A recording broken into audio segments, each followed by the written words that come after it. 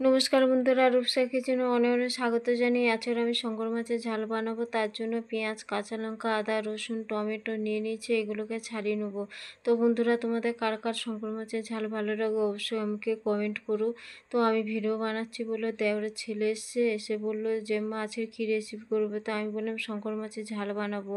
তো এই জন্য ও বসে পড়লো। তো আমি এগুলোকে কেটে নেবো। কাটা হয়ে গেছে। এবারে রান্নাঘরে যাব। রান্নাঘরে গিয়ে কড়া বসিয়ে কড়াতে তেল দিয়ে মাছগুলো ভেজে নেবো। ভাজা হয়ে গেছে, এবার তুলে নেবো। তুলে নিয়ে ওর মধ্যে পেঁয়াজ, কাঁচা লঙ্কা, আদা, রসুন, টমেটো, নুন, লঙ্কার গুঁড়ো, জিরে গুঁড়ো, ধনে গুঁড়ো, হলুদ গুঁড়ো দিয়ে একটু চিনি দিয়ে ভালো মতন কষিয়ে পরিমাণ মতন জল দিয়ে দেবো। ঝোল ফুটে উঠেছে, এবার মাছগুলো দিয়ে দেবো।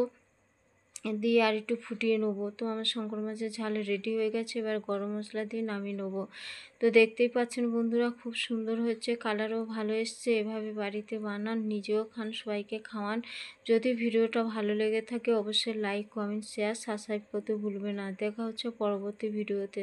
ততক্ষণের জন্য টাটা।